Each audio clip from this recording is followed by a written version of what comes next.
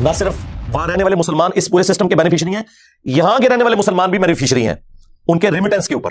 وہاں سے جو ڈالرز آتے ہیں, پاؤنڈز آتے ہیں, یہ لانا بات ہے کہ یہاں مولوی بیٹھ کے کہتا ہے کہ غیر مسلم ملکوں میں جانا, وہاں کی سکونت اختیار کرنا یہ حرام ہے, لیکن اس مولوی سے پوچھیں کہ تیری مسجد اور مدرسے کے جو چندے ہیں ان میں جو ڈالرز آ رہے ہیں ان کو بھی کبھی حرام ڈکلیئر کیا اور لینے سے انکار کیا ہے؟ تو اللہ کے فضل سے کبھی نہیں کیا.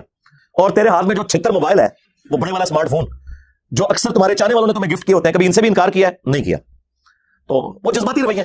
اور پھر اس سے بڑھ کر کے مسلم ملک کون سا ہے کہ جہاں لوگ ہجرت کر جائیں؟ مسلم ملک وہ ہوتا ہے کہ جس کے آئین میں صرف اسلام کا نام لکھا ہو, پریکٹیکلی ایک بجلی کا میٹر لگانے کے لیے بھی اسے ڈیمانڈ نوٹس سے 10 گنا بڑی رشوت دینی پڑے, وہ اسلامی ملک ہے. یعنی ہمارا ملک پاکستان ہے میرے عزیز ہم وطنوں, فرانس کے اندر بیٹھ کے گستاخانہ فلمز اور کارٹون کے اوپر کہہ رہے ہوتے ہیں کہ فرانس کی پروڈکٹس کا بائیکاٹ کریں, اور بیٹھے خود فرانس میں ہوتے ہیں. آؤ نا باہر سے واپس ادھر, ٹھیک ہے نا, پھر پتہ چلے گا خود بینیفیشری ہو سسٹم کے. اور یہاں بیٹھ کے لوگوں کو کہہ رہے ہو کہ جا کے پاکستان کے بینکوں کو آگ لگا دو, پاکستان کی گاڑیوں کو آگ لگا دو. میں نے تو آج تک کوئی عاشق رسول نہیں دیکھا جو بسم اللہ الرحمن الرحیم پڑھ کے اپنے موٹر بائک کو آگ لگائے اور کہ لبیک یا رسول اللہ. لوگوں کی گاڑیاں, لوگوں کے موٹر سائیکل, لوگوں کے املاک, یہ کون سی اسلام کی خدمت ہو رہی ہے؟ اور یہی وہ چاہتے ہیں کہ آپ یہی کچھ کریں. اپنا حال یہ ہے کہ میلاد کے جلوس کے اندر ہزاروں بندہ ہوتا ہے, اور جیسے ہی زور کی نماز کا وقت ہوتا ہے 99% لوگ اپنے گھروں کو لنگر اور نیاز لے کے چلے جاتے ہیں, مسجد میں 1% لوگ بھی مشکل سے جاتے ہیں. اور تھوڑی دیر پہلے لگ رہا ہوتا ہے کہ اس وقت دنیا میں اگر سب سے بڑے عاشقان رسول ہیں تو وہ اس مجمع کے اندر موجود ہے. دوسری طرف 10 محرم کے جلوس کے اندر لگ رہا ہوتا ہے کہ آج اگر کوئی بھی یزید سامنے آئے گا وہ بچے گا نہیں, کیونکہ یہ عاشقان حسین نکلے ہوئے ہیں. اور جیسے ہی زور عرصد کی نماز کا وقت ہوتا ہے اور وہ ان جلوسوں کے دوران زہرین کی نماز پڑھاتے ہیں نا, تو 99% لوگ سائڈ پہ ہو جاتے ہیں, ساڑھے کپڑے پلیت رہے, پلیت دو کپڑے پلیت رہے, مسلمانوں اور کپڑے پلیت. ان مسلمانوں کو قرآن کو آگ لگانے کے اوپر غصہ آ جاتا ہے, بہت اچھی بات ہے, لیکن قرآن کو آگ تو آپ لوگوں نے پریکٹیکلی لگا دی ہوئی ہے, قرآن کی کسی بات کے اوپر عمل نہیں کر رہے. یہ قرآن کا حکم تھا نا, سورہ روم آیت نمبر 31, وَأَقِيمُوا الصَّلَاةَ وَلَا تَكُونُوا مِنَ الْمُشْرِكِينَ. دیکھنا نماز کو قائم کرنا, مشرک نہ ہو جانا. قرآن کو آگ تو مسلمانوں نے لگائی ہوئی ہے. قرآن چیخ چیخ کے کہہ رہے ہیں کہ جو نماز نہیں پڑھتا وہ پاکستان کے شناختی کارڈ میں مسلمان ہے, اللہ کے یہاں وہ مسلمان نہیں ہے. صحیح مسلم میں یہ حدیث لکھی رہ گئی 246 کہ بندے کے کفر اور ایمان, شرک اور اسلام کے درمیان فرق کی نماز ہے. قرآن کے پہلے صفحے کا ٹیسٹ دنیا کے کروڑ مسلمان پاس نہیں کر سکتے. ایاک نعبد و ایاک نستعین, یہ قرآن میں لکھا رہے گا. ماشاءاللہ فجر کی نماز میں یہ پڑھ کے نکلتا ہے, اور مسجد کے ساتھ جو دربار ہے ریگولرلی حاضری دے کے اس بابے سے بھی مانگ کے گھر آتا ہے. تو کیا نماز تو پڑھی تو مسلمان ہے. تیری ہر نماز کی ہر رکعت میں تو یہ نہ پڑھے تیری نماز ہی نہیں ہوتی. ایاک نعبد و ایاک نستعین, اللہ عبادت بھی تیری کریں گے, دعا بھی تجھی سے مانگیں گے, مدد بھی تجھی سے مانگیں گے. یہاں مدد مانا دعا کے, لیکن یہاں مولویوں نے پھر پٹی پڑھا دی, ان کا نہیں جی امی سے روٹی نہ مانگے. اندازہ کریں قرآن کا مذاق اڑا رہے ہیں, حالانکہ انہیں پتا ہے کہ قرآن میں یہ آیت موجود ہے, وَتَعَاوَنُوا عَلَى الْبِرِّ وَالتَّقْوَى وَلَا تَعَاوَنُوا عَلَى الْإِثْمِ وَالْعُدْوَانِ. نیکی اور پرہیزگاری کے کاموں میں ایک دوسرے کی مدد کرو اور برائی میں الگ رہو. قرآن نے بتایا ہے کہ اللہ نے دنیا کو اسباب کے ساتھ جوڑا ہوا ہے. یہاں ایاک نستعین میں دعا کے اعتبار سے بتایا جا رہا تھا کہ غیر اللہ سے نہیں کرنی, ظاہری اسباب کا تو قرآن میں حکم ہے. قرآن کے ملینز آف کاپیز دنیا میں موجود ہیں, ملینز آف حافظ قرآن ہے. قرآن کو کوئی آگ نہیں لگا سکتا, دنیا سے ختم نہیں کر سکتا. اصل جو چور چھپا ہوا ہے نا وہ تیرے اندر چھپا ہوا ہے, جو یہ علماء ہے شیاطین, جنات اور انسانوں میں سے شیاطین, جو تمہیں یہ کہہ رہے ہیں قرآن کی ڈائریکٹ پڑھنا گمراہ ہو جاؤ گے, اور تم کہتے ہو مفتی صاحب نے فرما دیا. سبحان اللہ. امام مالک فرماتے تھے پھر امت زندہ کیوں ہے, پھر مر جائے ساری, پھر مر جائے ساری. پوری عالم اسلام اس وقت یا تو مر جائے, یا تو مر جائے سارا عالم اسلام, یا پھر حضور کی عزت پر پہرا دے. بس دو باتوں میں سے ایک بات ہے, بس یا سارا اکٹھا ہو کے مر جائے تو یا پھر فرانس کو جواب دے. میں نے کہا تھا بابا جی رک جاؤ, صبر کرو, تو آج ہوتے کوئی اور شاید اللہ نے چھاڑ دیتی ہے. امت باری مرے, پہلے تیرے بابے کیوں نہیں مر جاندے بابیا, جنہاں دی ڈیوٹیاں سن غوث کتب ابدال, انہوں نے اپنے نبی کا کلمہ نہیں پڑھا, وہ کدھر مر گئے جو کل تک اپنے مریدوں کو یوں دیکھ کے تو جلا کے راکھ کر دیتے تھے, آج اتنے بغیرت ہو گئے کہ وہ یوٹیوب سے ویڈیوز نہیں ڈیلیٹ کر سک رہے. لے جاؤ اپنے بابے, تو کسی کام نہیں نکلے, پہلے وہ مرن نا. امت تو بیچاری کچھ کر نہیں سکتی, بابوں کے پاس تو اتنے رائٹس ہیں. وہ بابا لبو جی ڈیوٹی ہے جتنے ہارڈ ڈسک پہ ہیں اتنے جس گوشت کی ڈیوٹی ہے وہ لبو ذرا, اس سے میں 295 سیل آواں گا. امت مر جائے, تیرے بابے نہ مر جان, امت مر جائے. امت نو تے تسی مس گائیڈ کیتا ہے, شرک میں ڈبو دیا. وہ جی لاہوری 1000 سال تو بابا بیٹھے ہے تے پال رہا لوگ, وہ چھڑ دے, آج چندے بند کر دینا گورنمنٹ, کتے پھیرن کے دربار ہوتے پڑے, صفائی کرنے والا کوئی نہیں ہوگا, بند کرو چندے, بابا پال رہا ہے. تواڈے چندے تے پلدے نے تے تسی کہتے بابا پال رہا ہے. شرم کی کوئی انتہا ہوتی ہے. یہ لوگ بات کرتے ہیں کہ قرآن جل گیا تو پورے ملک کے اندر ہنگامے کھڑے کیے ہیں. قرآن تم لوگوں نے چلایا شرک پھیلا کے. وہ تو بیچارے شروع سے ہی باپوں کے مخالف ہیں, میں بابا نہیں بہت سارے ہیں, تو پہلے بابیاں دا مخالف شیطان ہویا سی, او شیطان دے آپ بچیا تو بھی بابے دا ہی مخالف ہے. اور پھر نکے نکے ٹوٹے چلا کے آپ دیکھو مجھے کیا کہتے ہیں. میں نے کہا ابتدا عشق ہے روتا ہے کیا, آگے آگے دیکھ تیرے ساتھ ہوتا ہے کیا. میں کہا جڑا بڑے بابے دا منکر جے او شیطان جڑے اج کل تے ساڈے بابیاں دا منکر او کون ہے. اس واسطے یہ جو چورن بیچ رہے ہیں اس کا نہیں بکے گا. وہ جی مجھے دین سمجھ آیا ہے. میں کہا بیٹھا برف والے کارخانے کے پوت باہر نکلے, نبی پاک نے تے تاج پتھر کھاتے, ماما تو باہر گیا ہمارے پوتے نہیں نکلتا, تیرے پیو نے پتھر کھانے میں اور تیرے کو چنگا تے بابا کھاتے مریض بھی سی نا. کمال والی بات ہے جناب. ایسے ہی بک بکانا شروع کیا, باہر نکل پوت. کمال والی گل ہے, تو اسلام کا کام نہیں کرنا, صحیح دین بھلا پھر. چند لوگ آوارہ ذہن کے ان کی تسکین کا سبب ہو. اور تیرے تو پہلوں بھی ایک ذکر میں لائق آیا سی جسائیاں انہوں مکا چھڑیا ترہنا تو بھی نہیں. کمال والی گل ہے, تو بابا تو کریں گا کی, اوہ ابا لبیا کرو. جیڑے دن تے لب جانا تینوں مسئلہ حل ہو جانا, تینوں ابا ہی نہیں لبن دے. ابا منہ لبے ہے, تو نالی نہیں نکلا, تو نے اپنا ابا چھوڑ دیا. تمہارا ابا تو وہ تھا جسے قرآن میں تمہارا ابا ڈکلیئر کیا گیا تھا, النبی اولا بالمؤمنین من انفسہم وازواجہ امہاتہم. کسی نے بغداد میں اپنا ابا بنا لیا, کسی نے اجمیر میں بنا لیا, کسی نے دیوبند میں بنا لیا, کسی نے بریلی میں بنا لیا. ابے تو تم لوگوں نے بدلے ہیں, ابا تو ایک تھا. اور تمہارے تو ایک ایک فرقے میں کتنے کتنے ابے ہیں. سنیوں میں 5 بڑے ابے بنا دیے تم نے, حنفی, شافعی, مالکی, حنبلی اور غیر مقلد کے نام کے اوپر. شیعہ میں کتنے ابے بنا دیے, زیدیہ, اثنا عشریہ, اسماعیلیہ. پھر سنیوں کے حنفیوں کے اندر کتنے ابے بنا دیے, بریلویہ, دیوبندیہ, حیاتیہ, مماتیہ. ابے تو تھوڑے نہیں پہ اتنے ابے نے تھوڑے کے گنے نہیں جانے. ابا ہی کسی ابا لب لے آیا سی. ہاں, تم نے قرآن اور سنت کے نام کے اوپر عزت اویل کر کے اپنے بابوں کی تعلیمات لوگوں کو سکھائیں. تو دیکھ لو پچھلے 1200 سال میں جتنی عزت تم لوگوں نے اکٹھی کی تھی نا, اس سے زیادہ مٹی پلید ہوئی ہے ان 12 سالوں کے اندر. بخاری مسلم میں جو حدیث شفاعت ہے, جو نبی اسلام ہماری شفاعت کریں گے انشاءاللہ, اس کے اینڈ پہ آتا ہے کہ نبی اسلام کہتے ہیں جب میں آخری دفعہ جہنم کی طرف جاؤں گا تو داروغ جہنم مالک علیہ السلام مجھ سے کہیں گے یا رسول اللہ اب آپ کا کوئی امتی بھی دوزخ میں باقی نہیں ہے سوائے اس کے جسے قرآن نے جنت میں جانے سے روک رکھا ہے. قرآن جب روک لے گا نا تو کوئی نہیں بچا سکتا. یہ ویسے شعر ہے, خدا کا پکڑا چھڑائے محمد کا پکڑا چھڑا کوئی نہیں سکتا. کتنا یہ ظلم کر رہے ہیں, اللہ رسول کا مقابلہ کروا رہے ہیں, نعوذ باللہ.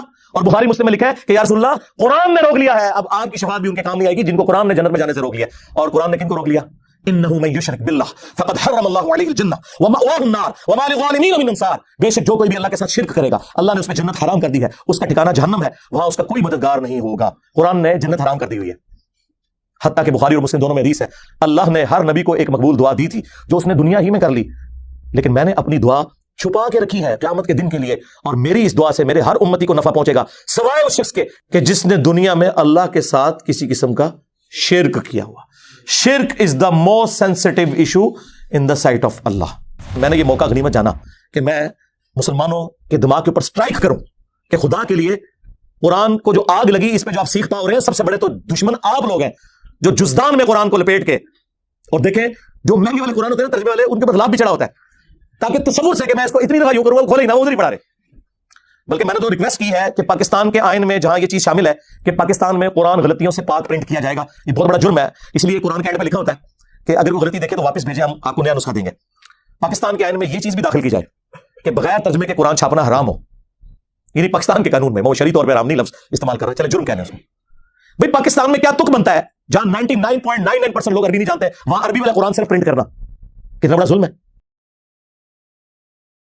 الحمد للہ رب العالمین والصلاة والسلام علی سید الانبیاء والمرسلین وعلی آلہ واصحابہ وازواجہ اجمعین الی یوم الدین. الحمدللہ آج 29 جنوری 2023 کو سنڈے کے دن ہمارا یہ پبلک سیشن نمبر 79 منعقد ہونے جا رہا ہے. آپ کے یہ سوالات ریئل ٹائم پرچیوں کی شکل میں میرے پاس آ چکے ہیں. انشاءاللہ ہم اسے بعد میں ڈسکس کرتے ہیں. پہلے کرنٹ افیئر کے طور پہ جو اس وقت پوری دنیا کے اندر ایک ایشو اٹھا ہوا ہے مسلمانوں کے حوالے سے,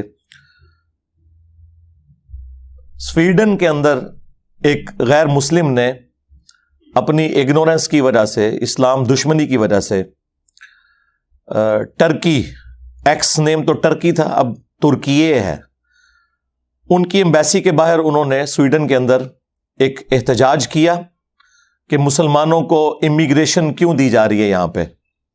ظاہر ہے مسلمانوں کی آبادی وہاں پہ بڑھ رہی ہے, اس کی وجہ سے وہ اپنے آپ کو سیکیور فیل نہیں کر رہے. پلس انہوں نے گورنمنٹ سے کہا کہ آپ بھی نیٹو کو جوائن کریں, اور اس دوران قرآن حکیم کی ایک کاپی کو انہوں نے وہاں پہ آگ لگائی, نعوذ باللہ من ذالک, جس کی وجہ سے پوری دنیا کے اندر مسلمانوں میں ایک غم و غصہ ہے جو بالکل جینون ہے, اس میں تو کوئی شک نہیں ہے. آج کے اس ماڈرن دور کے اندر فریڈم آف ایکسپریشن کے نام کے اوپر اس طرح کی غیر اخلاقی حرکات کرنا ان ملکوں کے اندر جن ملکوں میں کتوں کا بھی احترام کیا جاتا ہے, ان کے بھی رائٹس ہیں, اور دنیا میں 1.5 ارب انسان اس کتاب کو اپنے ماں باپ, اولاد, سب لوگوں سے بڑھ کر عزیز سمجھتے ہیں. یہ اس پلانٹ ارتھ پہ اللہ اور اس کے رسول کی آخری نشانی ہے عز و جل و صلی اللہ علیہ وآلہ وسلم. تو اس کی عزت اور احترام ہمارے ایمان کا تقاضا ہے. اسی وجہ سے آپ دیکھ رہے ہیں کہ مین میڈیا کے اوپر بھی یہ چیز کافی ہائی لائٹ ہوئی, اور دنیا میں وہ کنٹریز جو کہ عموماً سمجھے جاتے ہیں کہ یہ یورپ اور امریکہ کے انفلوئنس میں ہیں, انہوں نے بھی اس واقعے کے اوپر سخت احتجاج کیا, جس میں ٹاپ آف دا لسٹ سعودی عرب ہے, UAE ہے, ایران ہے, اور خود ترکیے. اس میں بھی ان کے ملک کے اندر کافی بڑا احتجاج ہوا سویڈن کی ایمبیسی کے سامنے. اور الحمدللہ یہ مسلمانوں کی تربیت ہے کہ مسلمانوں نے اس کے ریونج میں بائبل کو آگ نہیں لگائی. ویسے تو وہ کرسچن بھی نہیں ہوگا, یہ زیادہ تر تو سیکولر اور ایتھیسٹ لوگ ہیں, ان کا کوئی دین مذہب ہی نہیں. اور طیب اردگان نے بڑا سخت بیان جاری کیا. انہوں نے ویڈیو میں یہ بات کی کہ ہم سویڈن کی نیٹو میں جو شمولیت ہے اس کی مخالفت کریں گے اس واقعے کے بعد. اور اس کے علاوہ بھی کافی سخت انہوں نے گفتگو کی. اور انہی دنوں میں ان کا جو ڈیفنس منسٹر تھا, ڈیفنس سیکٹری, اس کا کوئی دورہ بھی تھا ٹرکی کا, ترکیے کا, جو کینسل کر دیا گیا اسی وجہ سے کہ انہوں نے یہ بے حرمتی والا کام کیا. یہ واقعے وقتاً فوقتاً ہوتے رہتے ہیں. ناروے میں بھی ہوا تھا, آپ کو پتا ہے, 2019 نومبر کے اندر. اس کے اوپر بھی میں نے کافی تفصیلی ویڈیو ریکارڈ کروائی تھی. اس کے علاوہ بھی گستاخانہ فلمز اور کارٹونز کے حوالے سے بھی میرا کاؤنٹر نیریٹو آلریڈی ریکارڈڈ ہے. بار بار یہ گفتگو کرتے ہوئے بھی بعض اوقات ایک تکلیف سے گزرنا پڑتا ہے, لیکن چونکہ اب یہ ایک موقع ہے کہ ہم امت کو اس حوالے سے تھوڑی گائیڈ لائنز دیں کہ انہوں نے کرنا کیا ہے. سب سے پہلے تو یہ ہے کہ یہ جو احتجاج کا طریقہ اختیار کیا گیا ہے پلے کارڈز کے ذریعے اور ایمبیسیز کے باہر, یہ بہت اچھا طریقہ ہے. اس ماڈرن ورلڈ میں آپ نے احتجاج اسی طریقے سے ریکارڈ کروانا ہے. لیکن کسی کی گاڑی کو آگ لگا دینا, کسی بلڈنگ کے اوپر پتھراؤ کرنا, اور عام جو پولیس کے اہلکار ہیں جن کا کام سیکیورٹی کے اوپر ہے انہیں مارنا پیٹنا, یہ بالکل غیر اخلاقی حرکات ہیں. اس کی کوئی ضرورت نہیں ہے. ان بیچاروں کا کیا قصور ہے؟ وہ تو اپنی ایک ڈیوٹی پوری کر رہے ہیں. ظاہر ہے وہ گورنمنٹ کی غلط پالیسی ہے, اور دیکھیں بعد میں سویڈن کو احساس بھی ہوا ہے اور انہوں نے خود بھی مذمت کر دی. ایک طرف انہوں نے اجازت دی ہوئی, دوسری طرف مذمتی بیان بھی جاری کر دیا. تو انہیں احساس ہو گیا کہ یہ کام یعنی ایک لمٹ کو کراس کر گیا. بہرحال ایسے سارے مواقع کے اوپر کوئی ایسی ایکٹیویٹی پرفارم نہیں کرنی چاہیے جس کی وجہ سے ان کے اصل مقاصد پورے ہو جائیں. اصلی جو ان کا مقصد ہے وہ ہے مسلمانوں کی امیگریشن کے حقوق وہاں سے ختم کرنا. اس کے بعد وہ یہ چاہتے ہیں کہ چونکہ مسلمان وہاں پہ آتے ہیں اور ان کے ساتھ غیر مسلموں کا انٹریکشن ہوتا ہے, اس کی وجہ سے اسلام لوگ قبول بھی کرتے ہیں مسلمانوں کے اخلاق سے اور قرآن کی طاقت کی وجہ سے, جب انگریزی میں وہ ترجمہ پڑھتے ہیں. یہ ان کو ایک ایشو ایشو ہے, اور وہ یہ سمجھتے ہیں کہ کچھ عرصے بعد مسلمانوں کی تعداد یہاں پہ زیادہ ہو جائے گی. ٹرو ڈیموکریٹک ویلیوز کی وجہ سے کل کو مسلمانوں کی حکومت بھی آ سکتی ہے. اور میں نے کئی دفعہ عرض کیا ہے کہ اسلام is the only practicing religion on the face of ارتھ.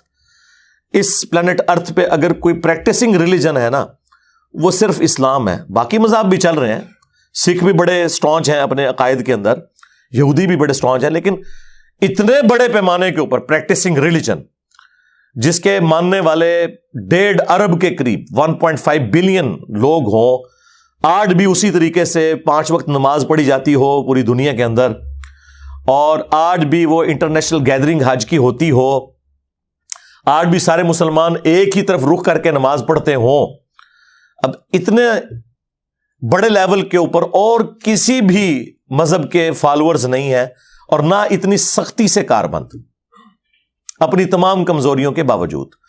تو کوئی ایسی ایکٹیویٹی پرفارم نہیں ہونی چاہیے کہ وہاں پہ رہنے والے جو کاروباری لوگ ہیں, جنہیں وہاں پر کمائی کا ایک اچھا ذریعہ میسر ہے, وہاں پہ تو آپ کو پتہ ہے رول آف لا ہے, باہر کے لوگوں کو بھی وہ پورے مواقع دیتے ہیں.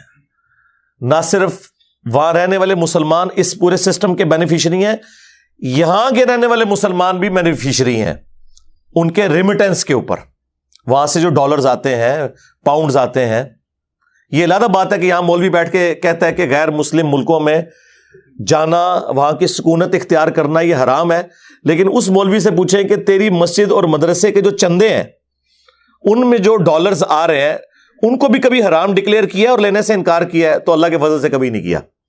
اور تیرے ہاتھ میں جو 76 موبائل ہے, وہ بڑے والا اسمارٹ فون جو اکثر تمہارے چاہنے والوں نے تمہیں گفٹ کیے ہوتے ہیں, کبھی ان سے بھی انکار کیا ہے؟ نہیں کیا. تو وہ جذباتی رویے ہیں. اور پھر اس سے بڑھ کر کے مسلم ملک کون سا ہے کہ جہاں لوگ ہجرت کر جائیں؟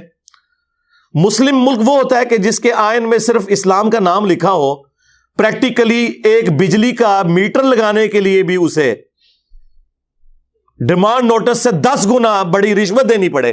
وہ اسلامی ملک ہے, یعنی ہمارا ملک پاکستان. اے میرے عزیز ہم وطنوں, ہر معاملے میں آپ کو ٹیڑھے طریقے سے رشوت کے ذریعے چلنا پڑے, جہاں کی عدلیہ 20 سال تک انصاف نہ دے سکے, قیدیوں کے مرنے کے بعد یہ پتا چلے کہ وہ بے گناہ تھے. وہ اسلامی ملک ہیں, یعنی کہ پاکستان, یا وہ اسلامی ملک ہیں کہ جہاں پہ فریڈم آف ایکسپریشن ہے اور وہاں پہ تمام مذاہب کے لوگ آزادی کے ساتھ امن کی زندگی گزار رہے ہیں. حتیٰ کہ جو سو کالڈ اسلامک ملک ہیں, پاکستان, سعودیہ, ایران, وہاں پہ بھی جو دینی طبقہ ہے مسلمانوں کے, انہوں نے بھی اگر پناہ لینی ہوتی ہے تو یورپ اور امریکہ میں جاتے ہیں. تو مجھے بتائیں اسلامی ملک پھر یہ ہیں کہ وہ ہیں؟ خالی نام لگانے سے بات کیا کریں جی. غیر مسلم ملکوں میں ہمیں تو غیر مسلم ملک وہی نظر آ رہے ہیں کہ جہاں صرف نام اسلام والا ہے, کام سارے غیر مسلموں والے ہیں. اور اصل میں مسلم ملک وہ ہیں کہ جن کا نام غیر مسلموں والا ہے, کام میجورٹی اسلام والے ہیں.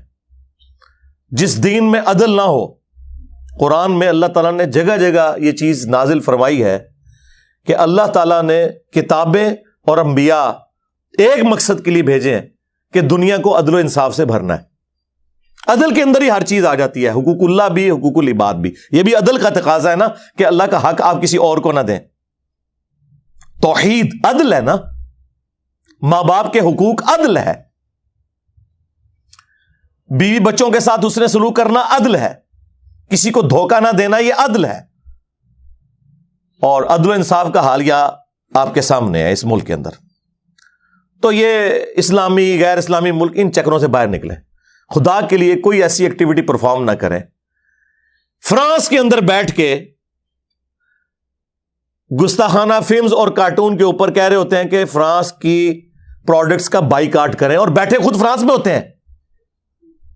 آؤ نا باہر سے واپس ادھر, ٹھیک ہے نا, پھر پتہ چلے گا. خود بینیفیشری ہو سسٹم کے, اور یہاں بیٹھ کے لوگوں کو کہہ رہے ہو کہ جا کے پاکستان کے بینکوں کو آگ لگا دو, پاکستان کی گاڑیوں کو آگ لگا دو. میں نے تو آج تک کوئی عاشق رسول نہیں دیکھا جو بسم اللہ الرحمن الرحیم پڑھ کے اپنے موٹر بائک کو آگ لگائے اور کہ لبیک یا رسول اللہ. لوگوں کی گاڑیاں, لوگوں کے موٹر سائیکل, لوگوں کی املاک, یہ کون سی اسلام کی خدمت ہو رہی ہے؟ اور یہی وہ چاہتے ہیں کہ آپ یہی کچھ کریں. اور میرے خیال ہے جو ان کے مقاصد ہیں وہ مسلمان بڑے اچھے طریقے سے پورے کر رہے ہیں.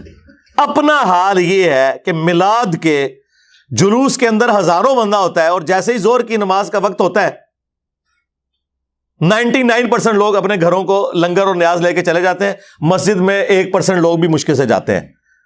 اور تھوڑی دیر پہلے لگ رہا ہوتا ہے کہ اس وقت دنیا میں اگر سب سے بڑے عاشقان رسول ہیں تو وہ اس مجمع کے اندر موجود ہیں. دوسری طرف 10 محرم کے جلوس کے اندر لگ رہا ہوتا ہے کہ آج اگر کوئی بھی یزید سامنے آئے گا وہ بچے گا نہیں, کیونکہ یہ عاشقان حسین نکلے ہوئے ہیں. اور جیسے ہی ظہر اور عصر کی نماز کا وقت ہوتا ہے اور وہ ان جلوسوں کے دوران ظہرین کی نماز پڑھاتے ہیں نا, تو 99% لوگ سائڈ پہ ہو جاتے ہیں, ساڑھے کپڑے پلیت نے, پلیت دو کپڑے پلیت نے, مسلمان اور کپڑے پلیت, اور چند لوگ آپ کو نماز پڑھتے ہوئے نظر آئیں گے. یہ پریکٹیکلی مسلمانوں کی حالت ہے, اور ان مسلمانوں کو قرآن کو آگ لگانے کے اوپر غصہ آ جاتا ہے. بہت اچھی بات ہے, لیکن قرآن کو آگ تو آپ لوگوں نے پریکٹیکلی لگا دی ہوئی ہے, قرآن کی کسی بات کے اوپر عمل نہیں کر رہے. یہ قرآن کا حکم تھا نا, سورہ روم آیت نمبر 31, وَأَقِيمُوا الصَّلَاةَ وَلَا تَكُونُوا مِنَ الْمُشْرِكِينَ. دیکھنا نماز کو قائم کرنا, مشرک نہ ہو جانا. قرآن کو آگ تو مسلمانوں نے لگائی ہوئی ہے. قرآن چیخ چیخ کے کہہ رہا ہے کہ جو نماز نہیں پڑھتا وہ پاکستان کے شناختی کارڈ میں مسلمان ہے, اللہ کے ہاں وہ مسلمان نہیں ہے. صحیح مسلم میں یہ حدیث لکھی رہ گئی 246 کہ بندے کے کفر اور ایمان, شرک اور اسلام کے درمیان فرق ہی نماز ہے. یہ حدیث مسلم میں ہی لکھی رہ گئی کہ ابن مسعود رضی اللہ تعالیٰ عنہ کہتے ہیں کہ جماعت کے ساتھ نماز پڑھنا یہ سنت خدا ہے, یہ تمہارے نبی کی وہ سنت ہے جو اللہ نے انہیں عطا کی, اگر اسے چھوڑ دو گے تو برباد ہو جاؤ گے. رسول اللہ کے زمانے میں اگر کوئی بیمار بھی ہوتا اور 2 بندوں کے سہارے مسجد میں آ کے نماز پڑھ سکتا تو اس کی کوشش ہوتی کہ میں مسجد میں جماعت سے نماز پڑھوں, کہیں مجھے منافق نہ شمار کر لیا جائے. جماعت چھوڑنے پر رسول اللہ کے زمانے میں سمجھا جاتا تھا صلی اللہ علیہ وآلہ وسلم کہ بندہ منافق ہے. صحابہ کرام کو, اہل بیت کو کب معلوم تھا کہ ایسی امت بھی آنے والی ہے جو آپ سے بڑا عاشق رسول ہونے کا دعویٰ کرے گی اور نماز ایک نہیں پڑھے گی؟ تو وہ کہتے یار یہ تو بڑا آسان اسلام ہے. تو یہ حدیثیں تو مسلم شریف میں لکھی رہ گئیں, پریکٹیکلی کس نے عمل کیا اس کے اوپر؟ یہ حدیث ترمذی میں لکھی رہ گئی کہ ہمارا اور منافقین کا عہد نماز کی بنیاد پہ ہے, جس نے نماز چھوڑی اس نے کفر کیا. ہاں, یہ صحابہ کرام علیہم رضوان کا فتویٰ ترمذی میں ہی رہ گیا. عبداللہ بن شقیق تابعی کہتے ہیں کہ صحابہ کرام علیہم رضوان تارک الصلاح کے سوا کسی کی تکفیر نہیں کرتے تھے, صرف بے نمازی کو وہ کافر سمجھتے تھے, باقیوں کو وہ تمام غلطیوں کے باوجود مسلمان تصور کرتے تھے. اندازہ کریں, یہ ترمذی میں لکھا رہ گیا جناب. ہاں, ہم جب چیخ چیخ کے یہ باتیں بیان کرتے ہیں لوگ کہتے ہیں یار یہ کس قسم کی باتیں کر رہے ہیں, یہ کہاں پہ لکھی ہوئی ہیں؟ سرکار کتابوں میں لکھی ہوئی ہیں. یہی تو ہم آپ سے کہہ رہے ہیں کہ مرنے سے پہلے اے مسلمان کر لے اس پہ غور, کتابوں کا خدا اور ہے, بابوں کا خدا اور. یہ حدیث ابو داؤد میں ہی لکھی رہ گئی کہ بچہ جب 7 سال کا ہو جائے تو اسے نماز کا حکم دو, اور نہ پڑھے 10 سال کی عمر میں اسے سزا بھی دو, اور 10 سال کے بچوں کے بستر بھی الگ کر دو. یہ ابو داؤد میں لکھی رہ گئی حدیث. عمل کس نے کیا؟ یہ حدیث ابن ماجہ میں لکھی رہ گئی کہ نبی علیہ السلام نے فرمایا اے معاذ اللہ کے ساتھ شرک نہ کرنا, خواہ تمہارے ٹکڑے ٹکڑے کر دیے جائیں, تمہیں قتل کر دیا جائے, سولی دے دیا جائے, یا آگ میں زندہ جلا دیا جائے, شرک نہ کرنا. یہ پہلی نصیحت. اسی حدیث میں دوسری نصیحت, نماز نہ چھوڑنا. تمہارا اللہ کے ساتھ عہد نماز کی بنیاد پہ ہے, اگر تم نے نماز چھوڑ دی تو اللہ کا ذمہ اٹھ گیا تم سے. اور تیسری چیز فرمایا شراب نہ پینا, یہ تمام برائیوں کی جڑ ہے. تو یہ حدیثیں تو لکھی رہ گئی سرکار.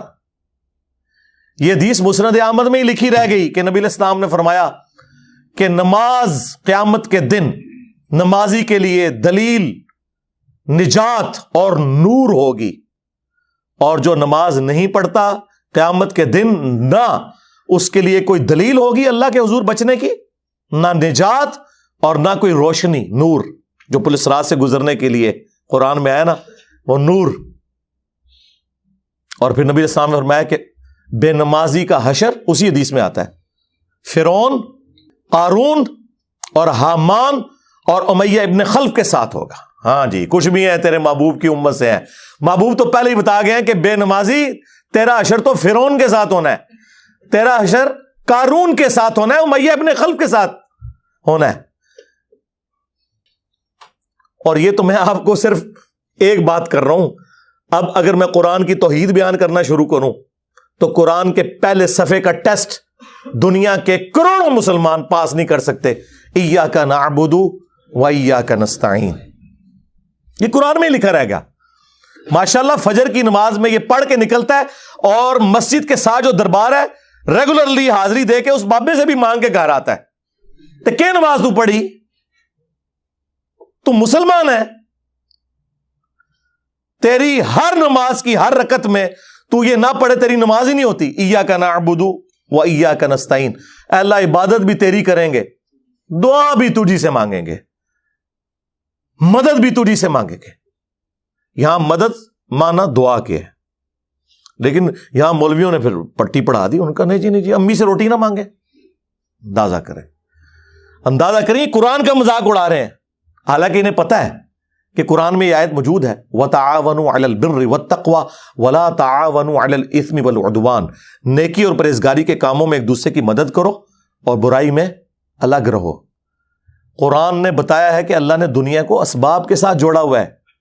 یہاں ایاک نستعین میں دعا کے اعتبار سے بتایا جا رہا تھا کہ غیر اللہ سے نہیں کرنی.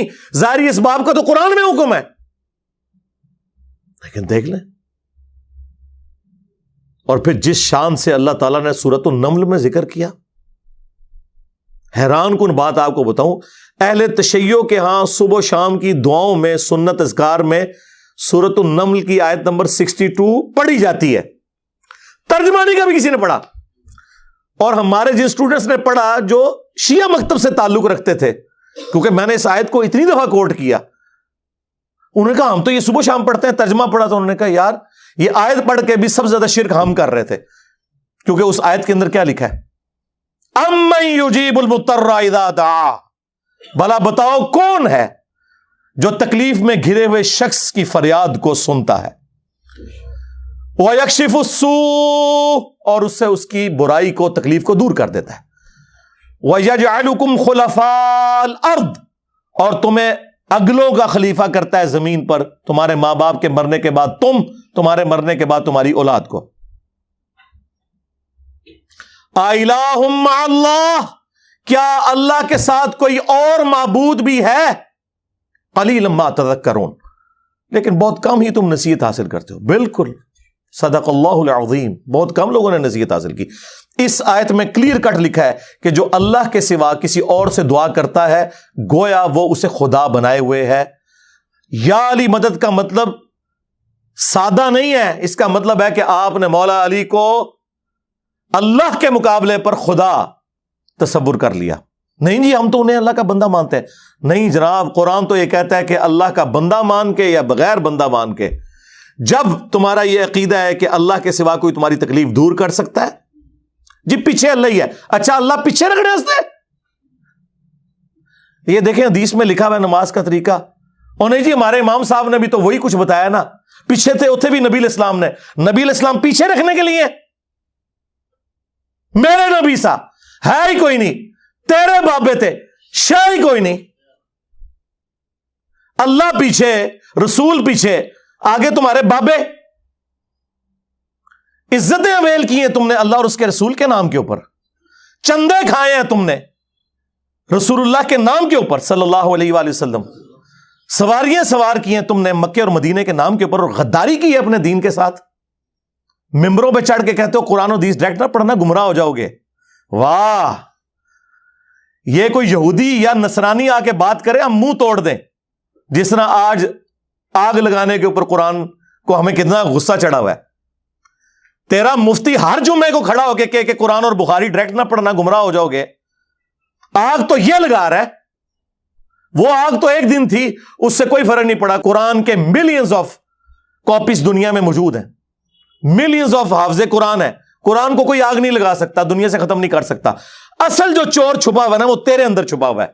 جو یہ علماء ہے شیاطین जिन्नात और इंसानों में से शयातीन, जो तुम्हें ये कह रहे हैं कुरान डायरेक्ट ना पढ़ना गुमराह हो जाओगे, और तुम कहते हो मुफ्ती साहब ने फरमा दिया। सुभान अल्लाह। दुनिया में अगर कोई मुफ्ती साहब लंबी दाढ़ी और पगड़ी और हाथ में तस्बीह के साथ आपको कोई 2 नंबर चीज दे दें, आप एक इस्त्री खरीदने के लिए जाएं अपने कपड़े करने के लिए, और उस पर जाली मोहर लगा के वो बंदा आपको वो इस्त्री दे दे, और आपको बाद में पता चल जाए इसने धोखा किया है, तो आप क्या कहेंगे? मुफ्ती साहब ने फरमा दिया इस्त्री शरीफ। आप गुस्से में भरे हुए जाएंगे और कहेंगे कि तू दाढ़ी रख के बेईमानी कर रहा है, कहेंगे ना। तो ये दाढ़ी वाले जो मौलवी मेंबरों पे चढ़े हुए झूठ सिखा रहे हैं आपको, इनको कभी आपने कहा नहीं? आप फर्क देख लें, जहां आपकी दुनिया का नुकसान होता है ना आपको मुफ्ती की दाढ़ी नजर आती है। हो सकता है आप जाके आग लगा दें उसकी दाढ़ी कोई, लेकिन जहां आपका दीन का नुकसान हो रहा है आप कहते हैं मुफ्ती साहब ने फरमा दिया। वहां लाख चीखते रहे कि यार ये मुफ्ती साहब आपको अपने बाबों का दीन बता रहे हैं, किताबों में दीन कुछ और लिखा हुआ है, टस से मस नहीं होते। तो ये कुरान की तौहीद का टेस्ट नहीं थे पास कर रहे। एक जाहिल से जाहिल मुसलमान को भी ये बात समझ आनी चाहिए कि बारिश कौन बरसाता है? अल्लाह। ड्यूटी किसकी है? फरिश्तों की। क्या हम बारिश फरिश्तों से मांगेंगे या अल्लाह से? तो बात खत्म हो गई। जी ड्यूटियां लाइया ने जी बाबियां दियां, और छड़ दे ड्यूटियां लाइया ने। किधर मर गए हो बाबे कि आज हजारों एकड़ के ऊपर यूट्यूब की जो हार्ड डिस्क रखी हुई है उनके ऊपर रसूलुल्लाह के खिलाफ गुस्ताखाना वीडियोस रखी हुई है। बाबा किधर मर गए? निगाह मार के क्यों नहीं डिलीट करवाते? ओए बाबा जी कहा करते थे ना जी उम्मत मर जाए, इमाम मालिक फरमाते ने कि हुजूर दी गुस्ताखियां हो रही ने और उम्मत जिंदा है, बदला नहीं लेंदी। इमाम मालिक फरमाते थे फिर उम्मत जिंदा क्यों है? फिर मर जाए सारी, फिर मर जाए सारी। पूरी आलम इस्लाम इस वक्त या तो मर जाए, या तो मर जाए सारा आलम इस्लाम, या फिर हुजूर की इज्जत पर पैरा दे। बस 2 बातों में से एक बात है। बस या सारा इकट्ठा होकर मर जाए, तो या फिर फ्रांस को जवाब दे। मैंने कहा था बाबा जी रुक जाओ, सबर करो, तो उत्ते कोई और शय अल्लाह ने छड़ दी है। उम्मत बाद ही मरे, पहले तेरे बाबे क्यों नहीं मर जाते? बाबिया जिन्हां दी ड्यूटियां सन, गौस कुतुब अब्दाल, उन्होंने अपने नबी का कलमा नहीं पढ़ा हुआ? वो किधर मर गए जो कल तक अपने मुरीदों को यूं देख के तो जला के राख कर देते थे, आज इतने बेगैरत हो गए कि वो यूट्यूब से वीडियोस नहीं डिलीट कर सक रहे। ले जाओ अपने बाबे, तो किसी काम में नहीं निकले। पहले वो मरन ना, उम्मत तो बेचारी कुछ कर नहीं सकती, बाबों के पास तो इतने राइट्स हैं। ओ बाबा लबो जिहदी ड्यूटी है उत्थे जिथे हार्ड डिस्क पई ने, उत्थे जिस गोश्त की ड्यूटी है उन्होंने लभो जरा, उस ते मैं 295 सी लवावांगा। उम्मत मर जाए, तेरे बाबे ना मर जाण, उम्मत मर जाए। उम्मत नूं ते तुसी मिसगाइड कीता है, शिरक में डबो दिया। ओ जी लाहौर 1000 साल तू बाबा बैठे है ते पाल रहा लोगों नूं, छड्ड दे। आज चंदे बंद कर देना गवर्नमेंट, कुत्ते फिरनगे दरबारां उत्ते तुहाडे, सफाई करने वाला कोई नहीं होगा। बंद कराओ आज चंदे, बाबा पाल रहा है। तुहाडे चंदे ते पलदे ने ते तुसी कहते हो बाबा पाल रहा है। शर्म की कोई इंतहा होती है। ये लोग बात करते हैं कि कुरान जल गया तो पूरे मुल्क के अंदर हंगामे खड़े किए हुए हैं। कुरान तुम लोगों ने जलाया है शिर्क फैला के। वैसे तो कहते हो हम सुन्नी हैं। सुन्नी वो होगा जो बुखारी मुस्लिम के तरीके के मुताबिक जो रसूलुल्लाह के अहादीस नकल हुई हैं सल्लल्लाहु अलैहि वसल्लम, रुकू में जाते वक्त और रुकू से उठते वक्त रफुल यदैन करेगा। या सुन्नी वो होगा जो अपनी पब्लिक को ये झूठ मशहूर करेगा कि जी बगले बुत रख के आंदे सन तां रफा यदैन होंदा सी। वाह वाह। जिस शख्सियत के साथियों में सैयदुना उमर, सैयदुना हमजा, सैयदुना अली जैसे दलेर और अल्लाह के शेर हों, उत्थे लोग बुत रख के ते हुजूर दे पीछे आगे खलोंदे सर। अब गल करने ली करो कोई, सब कुछ झूठ निकलिया तुहाडा। कुरान को आग लग गई, तुसी लाइए कुरान को आग। आप लोग दुश्मन है इस्लाम के। इससे बड़ी क्या दुश्मनी होगी? जो लोगों को कहता है कुरान और सुन्नत से जोड़ो, उसको कहते हैं जी ये लोगों को गुमराह कर रहा है, हमारे बुजुर्गों से हटा रहा है। जी बिल्कुल एलानिया मैं कहता हूं कि मैं आपके बुजुर्गों से आपकी पब्लिक को हटा रहा हूं, इसलिए नहीं कि अपने साथ जोड़ूं, क्योंकि ना तो मेरी कोई चंदा बुक, نہ میرا کوئی مدرسہ، ہاں نہ میری کوئی مسجد، چندے آپ کو دیں، نمازیں آپ کے پیچھے پڑھیں. ہم توڑ رہے اس لیے نہیں ہے، آپ کے بزرگ ویسے اسی لیے توڑتے تھے کہ کسی سے توڑ کے اپنے ساتھ جوڑیں. اصل میں نا انہوں نے یہی جرم کیا، یہ سمجھتے ہیں دوسرے بھی یہی کچھ کرتے ہیں. بندہ خود چور ہے نا، دوسرے کو ہی سمجھتا ہے. یہ آپ صحیح کہہ رہے ہیں، یہ ایسے ہی ہوتا رہا. لیکن آج جو شخص آپ پہ اللہ تعالیٰ نے مسلط کیا ہے نا، یہ شخص آپ کے بزرگوں سے توڑ کے اپنے ساتھ نہیں جوڑ رہا، یہ اس کے ساتھ جوڑ رہا ہے جس کی قبر مدینے میں ہے. صلی اللہ علیہ وآلہ وسلم. صلو علی محمد وآل محمد، اللہم صلی علی محمد وعلی آل محمد. النبی اولا بالمؤمنین من انفسہم وازواجہ امہاتہم. یہ نبی مومنین کی جانوں سے بڑھ کے ان پہ حق رکھتے ہیں، اور نبی کی بیویاں امت کی مائیں ہیں، اور نبی امت کے روحانی باپ. ہم تو اس شخصیت کے ساتھ جوڑ رہے ہیں. جی تنو اپنا ابا نہیں لبدا، وہ تو بیچارے شروع سے ہی بابوں کے مخالف ہیں. میں بابا نہیں، بہت سارے ہیں. تو پہلے بابیاں دا مخالف شیطان ہویا سی، او شیطان دے آپ بچیا تو بھی بابے دا ہی مخالف ہے. اور پھر نکے نکے ٹوٹے چلا کے آپ دیکھو مجھے کیا کہتے ہیں. میں نے کہا ابتدا عشق ہے روتا ہے کیا، آگے آگے دیکھ تیرے ساتھ ہوتا ہے کیا. میں کہا جڑا بڑے بابے دا منکر جدو شیطان جڑے آج کل ساڈے بابیاں دا منکر ہے وہ کون ہے. اس واسطے یہ جو چورن بیچ رہے ہیں اس کا نہیں بکے گا. وہ جی مجھے دین سمجھ آیا ہے. میں کیا بیٹھا برف والے کارخانے کے بوت باہر نکل ہے، نبی پاک نے تے ترچ پتھر کھاتے ماما تم باہر گیا ہمارے بولتے نہیں نکلنا، تیرے پیو نے پتھر کھانے میں، اور تیرے کو چنگا تے بابا کھانے مریض بھی سی نا. کمال والی بات ہے جناب. ایسے ہی بک بکانا شروع کیا باہر نکل بوت. کمال ہے گا تو اسلام کا کام نہیں کرنا، صحیح دین بھلا. پھر چند لوگ آوارہ ذہن کے ان کی تسکین کا سبب ہو. اور تیرے تو پہلو بھی ایک ذکر نہ لائق آیا سی جسائیاں انہوں مکا چھڑیا تے رہنا تو بھی نہیں. کمال والی گل ہے. تو بابا تو کرے گا کی؟ اوے ابا لبیا کرو. جڑے دن تے لب جانا تینوں مسئلہ حل ہو جانا، تینوں ابا ہی نہیں لبن ڈیا. ابا منو لبے ہے، تو لالی نہیں نکلا، تو نے اپنا ابا چھوڑ دیا. تمہارا ابا تو وہ تھا جسے قرآن میں تمہارا ابا ڈکلیئر کیا گیا تھا. النبی اولا بالمؤمنین من انفسہم وازواجہ امہاتہم. کسی نے بغداد میں اپنا ابا بنا لیا، کسی نے اجمیر میں بنا لیا، کسی نے دیوبند میں بنا لیا، کسی نے بریلی میں بنا لیا. ابے تو تم لوگوں نے بدلے ہیں، ابا تو ایک تھا. اور تمہارے تو ایک ایک فرقے میں کتنے کتنے ابے ہیں. سنیوں میں 5 بڑے ابے بنا دیے تم نے، حنفی، شافعی، مالکی، حنبلی اور غیر مقلد کے نام کے اوپر. شیعہ میں کتنے ابے بنا دیے، زیدیہ، اثنا عشریہ، اسماعیلیہ. پھر سنیوں کے حنفیوں کے اندر کتنے ابے بنا دیے، بریلویہ، دیوبندیہ، حیاتیہ، مماتیہ. ابے تو تھوڑے نہیں پہ اتنے ابے نے تھوڑے کے گنے نہیں جاندے. ابا ہی کسی ابا لب لے آیا سی. ہاں تم نے قرآن اور سنت کے نام کے اوپر عزتیں ویل کر کے اپنے بابوں کی تعلیمات لوگوں کو سکھائیں. تو دیکھ لو پچھلے 1200 سال میں جتنی عزت تم لوگوں نے اکٹھی کی تھی نا، اس سے زیادہ مٹی پلید ہوئی ہے ان 12 سالوں کے اندر. 12 صدیاں نہیں اللہ تعالیٰ نے لی ہیں مٹی پلید کرنے کے لیے. 12 سالوں کے اندر آج تمہارے بابوں کی میمز بن رہی ہیں. ہاں کارٹون بن رہے ہیں، چھوٹے چھوٹے بچے مذاق اڑا رہے ہیں. وہ بچے جن کے ابے یہ واقعات سن کے سبحان اللہ کہا کرتے تھے، اور بچے مذاق اڑا رہے ہیں. تو دیکھ لو یہ ذلت اور رسوائی، یہ ہر عروج کو زوال آتا ہے. یہ اللہ کی سنت ہے کہ 300 سال کی فرعونوں کی حکومت ایک ایسے شخص سے گرا دی کہ جس کی زبان میں بھی لکنت تھی، جس کی پرورش بھی اسی گھر میں ہوئی تھی. کون؟ موسیٰ بن عمران علیہ السلام.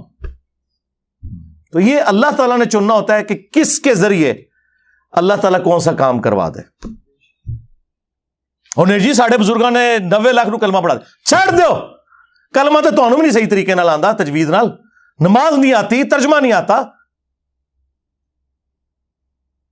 اچھا جی یہ دلیل ہے، جی دلیل ہے. تو سرکار ڈاکٹر ذاکر نائک نے اتنے ہندوؤں کو جو کلمہ پڑھایا ہے تو پھر یہ بھی بزرگ ہوئے؟ نہیں وہ تو ہی گمراہ ہے. ہاں آیا نا داڑ تلے ہون. ہاں 90 لاکھ نو کلمہ پڑھایا. اور تواڈے بابیاں نے تے 90 لاکھ نو کلمہ پڑھایا جدوں 90 لاکھ دی آبادی کوئی نہیں سی. ਹੁਣ ਆਪਣੇ ਬਾਬਿਆਂ ਨੂੰ ਕਹੋ ਕਿ ਹੁਣ ਇੱਕ ਬੰਦਾ ਐਸਾ ਹੈ ਜੇ ਜਿਹਨੇ ਸਾਰੇ ਬਾਬਿਆਂ ਦੇ ਮੰਨਣੇ ਵਾਲਿਆਂ ਨੂੰ ਉਹਨਾਂ ਤੋਂ ਤੋੜ ਕੇ ਉਸ ਸ਼ਖਸ سے ਜੋੜ ਦਿਆ ਜਿਸ की ਕਬਰ ਮਦੀਨੇ में है सल्लल्लाहु अलैहि वसल्लम। ਤੇ ਸਭ ਤੋਂ ਵੱਡਾ ਬਾਬਾ ਆ ਗਿਆ ਜੇ ਹੁਣ, ਸਾਹਮੋ ਇਹਨੂੰ, ਲੋ ਸਾਹਮੋ, आ गया है बाबिया ना बाबा। अगर यही क्राइटेरिया है तो नहीं वो असल में अल्लाह ताला चाहे तो फासिक से भी दीन का काम ले सकता है। हाँ बिल्कुल, हमारा भी यही अकीदा है कि बुखारी मुस्लिम में हदीस है कि फासिक से भी दीन का काम लिया जा सकता है, लिहाजा कोई धौंस ना लगाए कि किसने किसको कलमा पढ़ा है। आज जर्मनी में कितने कादियानी हैं जो कलमा पढ़ा के गैर मुसलमानों को अपने जोम में मुसलमान कर रहे हैं, हालांकि वो मुसलमान नहीं कादियानी कर रहे हैं। तो क्या वो इसको हक पे होने की दलील के तौर पे पेश करेंगे? बात करने वाली करें। जो क्राइटेरिया आप दूसरे के मानने के लिए तैयार नहीं, अपने लिए क्यों पेश करते हैं? तो दुश्मनी की आप लोगों ने कुरान के साथ, सुन्नत के साथ। और मैं हैरान होता हूं कि कुरान हकीम, वो किताब जो हमारी किताब जिंदगी थी, इसके साथ इन्होंने कैसे कैसे मिथ्स मशहूर कर दी। बस सिर्फ इसका काम रह गया मुर्दे बख्शवाना, जो साबित ही कोई नहीं। कुरान का काम रह गया है अदालतों के अंदर कुरान पे हलफ दे के झूठ बोलना। कुरान का काम रह गया है कि बच्ची की शादी हो तो नीचे से उसे गुजार देना। यह कुरान का टोटल काम यह रह गया। कुरान इसलिए नाजिल हुआ था यार, एक गैर मुस्लिम भी आपको खत लिखे ना, इमिग्रेशन के कागज आ जाए ना फ्रेंच के अंदर, इंग्लिश के अंदर, और आपको ये जुबानें ना आती हो तो 10 बंदे ढूंढते फिरते हैं कि यार बताओ क्या लिखा हुआ है। और अल्लाह की किताब कभी उसको तर्जमे से पढ़ने की कोशिश ही नहीं की, जबकि हर फिरके का तर्जुमा मौजूद है। देखें, झगड़ा तब था जब आप कहते हैं कि इंजीनियर साहब खुद तर्जुमा दे रहे हैं। लोग मेरे बारे में कहते हैं ना कि ये उलमा से दूर कर रहा है। सरकार, बिल्कुल उलट बात है, मैं उलमा के आपको करीब कर रहा हूं। लेकिन मसला यह है कि मैं एक आलिम के आपको करीब नहीं करता, मैं कहता हूं सबकी बात सुनो। हां, वो इसको कहते हैं उलमा से दूर करना। वो कहते हैं सिर्फ हमारी सुनो। क्या मैंने कभी किसी को कहा कि आप मेरा कुरान का लिखा हुआ तर्जुमा पढ़े? ना मैंने कोई लिख के आपको दिया। मैंने हमेशा कहा कि बरेलवी हो तो अहमद बरेलवी का तर्जुमा पढ़ लो। चंद एक जगह पे इख्तलाफ हो सकता है ना, इय्याका नअबुदु व इय्याका नस्तईन का तर्जुमा उन्होंने या शेख अब्दुल कादिर जिलानी मदद तो नहीं किया हुआ। देवबंदी हो, अशरी थानवी का तर्जुमा पढ़ लो। कौन सा दुनिया का देवबंदी आलिम है, इंक्लूडिंग तकी उस्मानी साहब के, जो ये दावा करे कि मैं अशरी थानवी से बेहतर कुरान जानता हूं? तो हम तो कहते हैं कि आप इन बच्चों से ना कुरान पढ़ें, इनके बड़े बड़े अब्बों से पढ़ें। और मुझसे वो टीएलपी वाले भाई ने जब इंटरव्यू किया कि जी आप अपना उस्ताद किसे मानते हैं, मैंने कहा मुझे बरेलवी को, मैंने उनसे पढ़ा हुआ है। अगरचे वो 1921 में फौत हो गए थे, मैं 1977 में पैदा हुआ हूं, लेकिन यकीनन वो कुरान का तर्जुमा कमाई के लिए नहीं करके गए थे। उन्हें तो अरबी आती थी, तर्जुमा उन्होंने किया था मेरे लिए। उर्दू तो मुझे आपसे भी ज्यादा आती है। जिस तरह सहाबा किराम को लिखना पढ़ना नहीं आता था, लेकिन उनकी जुबान में कुरान नाजिल हुआ तो उन्हें डायरेक्ट समझ आता था। खैर, मैंने तो बाद में अरबी भी सीख ली है। अरबी ना भी सीखूं या कोई ना भी सीखे, उर्दू जुबान में जब कर दिया तो हम तो डायरेक्ट अहमद बरेलवी से तर्जुमा पढ़ रहे हैं, हम डायरेक्ट अशरी थानवी से पढ़ रहे हैं, हम डायरेक्ट जूनागढ़ी से पढ़ रहे हैं, हम शिया के सैयद फरमानी शाह से तर्जुमा पढ़ रहे हैं डायरेक्ट। तो ये तो शाही कोई नहीं। और ये आप खुद मानेंगे कि आप शाही कोई नहीं अपने बड़े बाबुओं के मुकाबले पे। तो ये तर्जुमे इन्होंने कमाइयों के लिए किए थे, ये तो कोई नहीं कहेगा कमाई के लिए किए। तो इसलिए किए थे कि पब्लिक को पता चले कुरान में क्या लिखा हुआ है। वो आप पढ़ने नहीं दे रहे। हमारे एक शिया दोस्त हैं आलिम दीन, माशाल्लाह बहुत अच्छा काम कर रहे हैं। उनका एक जुमला गोल्डन जुमला है। उन्होंने कहा कि आज कोई गैर मुस्लिम आके आपसे ये कहे कि मैं मुसलमान होना चाहता हूं या अभी हुआ हूं, मुझे बताएं, मैंने इस्लाम को स्टडी करना है कि इस्लाम की मुझसे क्या रिक्वायरमेंट है, मेरा खुदा मुझसे क्या चाहता है, मेरा अल्लाह मुझसे क्या डिमांड करता है, तो आप उसे कौन सी किताब पढ़ने के लिए देंगे? तो सारों का जवाब ये होगा जी कुरान पढ़ने के लिए देंगे। और आगे से वो गोरा ये पूछ ले कि भाई आपने भी इसी कुरान को पढ़ के अपने कीदे से ही किए थे? हाँ, तो मुंह अड़ के बैठ जाओगे। इसका जवाब ये नहीं होगा कि मैंने, मेरे पुरखे जो भी किसी ने नहीं कुरान तर्जमे नाल पढ़ा ऐसी, अल्लाह के फजल नाल जदों दा उन्होंने कलमा पढ़ा हूं तक किसी ने कुरान तर्जमे नाल नहीं से पढ़ा। उसकी वजह मैं आपको बता देता हूं, कुरान का तर्जमा बमुश्किल 200-250 साल पहले किया शाह वली देलवी ने फारसी में, और उसमें भी कोई प्रिंटिंग प्रेस वगैरह नहीं थे, वो चंद लोगों तक ही पहुंचा। ایکچولی اگر آپ دیکھیں تو ان 15-20 سالوں میں زیادہ ہوا ہے کہ سافٹ ویئر بنے عام بندوں کے ہاتھ میں ہے، ورنہ ترجمہ قرآن تو آپ کو مسجدوں میں نہیں ملتا تھا. او حافظ قرآن نے نہ ترجمہ پڑھا ہو تو اور کس نے پڑھنا ہے؟ حافظ بن کے نکلتے ہیں، حافظ نہیں حافظ. انہوں نے نہیں قرآن ترجمے سے پڑھا ہوا، اور کس نے پڑھنا ہے؟ اور جس کے ماں باپ نے امید لگائی ہے کہ انہیں سانو لے جانا ہے کتے جتھے آپ جانا سی. ہاں تراوی کے دنوں میں تھوڑی تھوڑی داڑھی بڑھا لیں گے تو جس طرح جناب عید آئے گی تو او پہ عید ہے داڑھی. اور کس لیے؟ پیسے کمانے کے لیے. مفت کون بنا دے تراویاں؟ ٹھیکے تو ہوں نے. ہاں یہ قرآن کے ساتھ آپ لوگ کر رہے ہیں. اور قرآن کیا کہہ رہا ہے؟ وَأُوحِيَ إِلَيَّ هَذَا الْقُرْآنُ لِأُنذِرَكُمْ بِهِ وَمَنْ بَلَغَ. اے نبی تم فرماؤ قرآن مجھے اللہ نے اس لیے وحی کیا تاکہ اس قرآن کے ذریعے میں تمہیں بھی تبلیغ کر دوں، اور جس تک یہ قرآن پہنچ جائے اس قرآن کے ذریعے تبلیغ کرے. قرآن تو یہ کہہ رہا ہے. قرآن تو کہہ رہا ہے وَلَقَدْ يَسَّرْنَا الْقُرْآنَ لِلذِّكْرِ فَهَلْ مِن مُدَّكِرٍ. ہم نے قرآن کو سمجھنے کے لیے آسان کر دیا، ہے کوئی نصیحت حاصل کرنے والا؟ قرآن تو یہ کہہ رہا ہے. قرآن تو کہہ رہا ہے فذکر بالقرآن من یخاف وعید. اے نبی قرآن کے ذریعے تبلیغ کریں ہر اس شخص کو جو اللہ کی دھمکی سے ڈرتا ہے. قرآن تو یہ کہہ رہا ہے. قرآن تو سورہ صاد میں کہہ رہا ہے کہ قرآن ہم نے اس لیے نازل کیا کہ اس سے لوگ نصیحت حاصل کریں، اس کی آیات میں تدبر کریں اور عقل مند لوگ اس سے نصیحت حاصل کریں. لیکن آپ لوگوں نے کیا کہا کہ قرآن کس لیے نازل ہوا ہے؟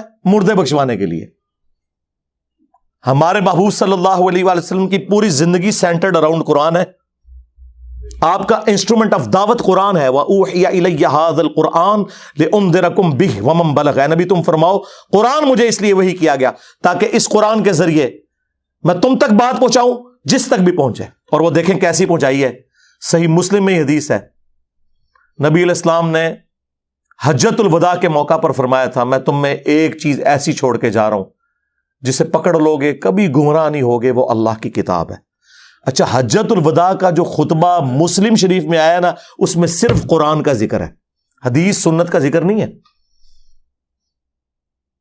کیونکہ سنت کو ماننا قرآن ہی کو تو ماننا ہے. قرآن نے نہیں کہا ہے نا من یطع الرسول فقد اطاع اللہ. جس نے رسول اللہ کی اطاعت کی اس نے اللہ کی اطاعت کی. ٹھیک ہے ایک حسن درجے کی روایت ہے حاکم کے اندر، قرآن اور سنت دو چیزیں.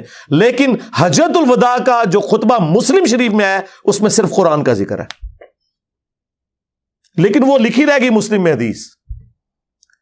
یہ حدیث مسلم شریف میں ہی لکھی رہ گئی کہ اللہ تعالیٰ اس قرآن کی وجہ سے قوموں کو عروج دے گا اور زوال دے گا. وہ زمانے میں معزز تھے مسلمان ہو کر اور تم خوار ہوئے تارک قرآن ہو کر. یہ مسلم شریف میں حدیث لکھی رہ گئی جی. یہ مسلم میں ہی لکھی رہ گئی حدیث. القرآن حجت لک او علیک. قرآن قیامت کے دن یا تو تیرے حق میں گواہی دے گا یا تیرے خلاف گواہی دے گا جی. اور وہ خلاف جو گواہی ہے وہ قرآن میں آ گئی ہے. وہ صرف قرآن نہیں صاحب قرآن بھی. سورہ فرقان آیت نمبر 30 وقال الرسول یا رب ان قوم اتخذوا هذا القرآن مہجورا. اور رسول اللہ قیامت کے دن شکایت کریں گے کہ اے اللہ میری قوم نے قرآن کو پیٹھ کے پیچھے ڈال دیا تھا. ہاں ہمیں شفاعت رسول کا بتایا گیا جو برحق ہے. عسى ان يبعثك ربك مقاما محمودا. کوئی شک نہیں. اللہم اجعلنا منہم. اللہ تعالیٰ ہمیں ان میں کرے جن کو رسول اللہ کی شفاعت نصیب ہوگی صلی اللہ علیہ وآلہ وسلم. لیکن یہ تلخ پہلو ہے کہ نبی علیہ السلام نے شکایت بھی لگانی ہے. جس کی شکایت لگ رہی ہوگی وہ شفاعت کس منہ سے کروائے گا؟ ہم کہہ رہے ہیں جو کچھ بھی ہے تیرے محبوب کی امت سے ہے، اور محبوب پہلے ہی کہہ رہے ہیں کہ میں نے شکایت لگانی ہے جس نے قرآن کو چھوڑ دیا. محبوب تو رو رہے ہیں اس بات کے اوپر. بخاری اور مسلم دونوں میں حدیث ہے. عبداللہ ابن مسعود رضی اللہ تعالیٰ عنہ کہتے ہیں ایک دن نبی علیہ السلام ممبر پہ چڑھے اور میں آڈینس میں نیچے بیٹھا ہوا تھا. تو رسول اللہ نے کہا عبداللہ ہمارے قریب آؤ. میں قریب گیا. کہا عبداللہ ہمیں قرآن سناؤ. ان کا یا رسول اللہ قرآن تو آپ پہ نازل ہوا ہے. آپ نے فرمایا کہ مجھے دوسروں سے سن کے لطف آتا ہے. تو عبداللہ ابن مسعود کہتے ہیں کہ میں قرآن حکیم پڑھنا شروع کیا اور سورہ نساء کی میں نے تلاوت شروع کی. آپ شوق دیکھیں کہ سورہ نساء شروع کی انہوں نے 40 آیات پڑھ دی. نبی علیہ السلام ممبر پہ بیٹھے ہوئے ہیں اور وہ نیچے قرآن تلاوت کر رہے ہیں اور حضور اس کا لطف اٹھا رہے ہیں. اور جب آیت نمبر 41 پہ پہنچے نا, فَكَيْفَ إِذَا جِئْنَا مِن كُلِّ أُمَّةٍ بِشَهِيدٍ, وہ کیسا دردناک وقت ہوگا قیامت کا کہ جب ہم ہر امت میں سے ایک گواہ کو, اس امت کے پیغمبر کو اٹھائیں گے. کس لیے؟ کہ بتائے کہ اس نے دعوت کا کام کیا تو اس کے اگینسٹ اس کی امت نے کیسا رسپانس کیا. وَجِئْنَا بِكَ عَلَىٰ هَٰؤُلَاءِ شَهِيدًا, اور اے محبوب صلی اللہ علیہ وآلہ وسلم ہم آپ کو گواہ بنا کر اٹھائیں گے ان کے اوپر جن میں آپ کو مبعوث کیا گیا. بس یہ آیت سننی تھی. امت تو کہتی ہے جو کچھ بھی ہے محبوب کی امت سے ہے, اور محبوب کیا فرما رہے ہیں؟ عبداللہ بس کرو, عبداللہ بس کرو. کہتے ہیں میں نے نگاہ اٹھا کے حضور کی طرف دیکھا تو آپ کی دونوں آنکھوں سے زارو قطار آنسو جاری تھے کہ مجھے اپنی امت کے خلاف قرآن کی اس آیت کے تحت گواہی دینی پڑے گی. حضور اس لیے رو رہے ہیں کہ مجھے گواہی دینی پڑے گی کہ میری امت نے قرآن کو چھوڑ دیا, میرے دین کو پس پش ڈال دیا, اور امت امید لگائی بیٹھی ہے حضور نے شفاعت کرنی ہے. آپ دیکھیں کتنا فرق ہے. بخاری مسلم دونوں میں حدیث ہے, نبی علیہ السلام نے فرمایا جو لوگ زکوٰۃ نہیں ادا کرتے اپنے مال کی, کان کھول کر سن لو, ایسا نہ ہو کہ قیامت والے دن کسی کی گردن پہ اس کی وہ بکری سوار ہو جو بکریوں کا ریوڑ اس نے رکھا ہوا ہے اور اس نے اس کی زکوٰۃ نہیں دی, اور وہ مجھے پکار رہا ہو اغثنی یا رسول اللہ, یا رسول اللہ میری مدد کیجئے, میں تمہارے کچھ کام نہیں آؤں گا, میں نے جو کچھ بتانا تھا دنیا میں تمہیں بتا دیا.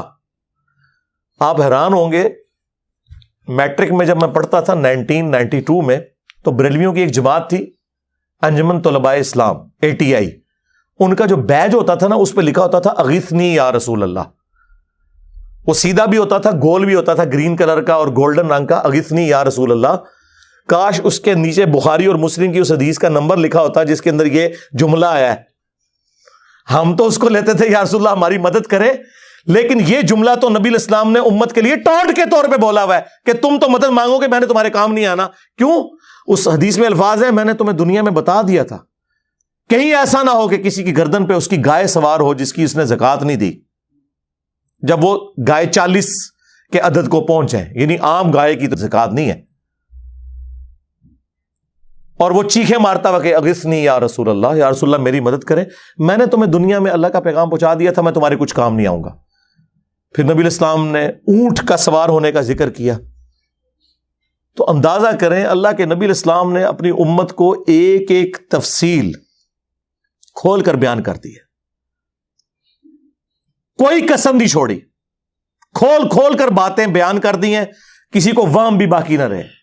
پھر بھی امت کو خیال نہ آئے تو الگ بات.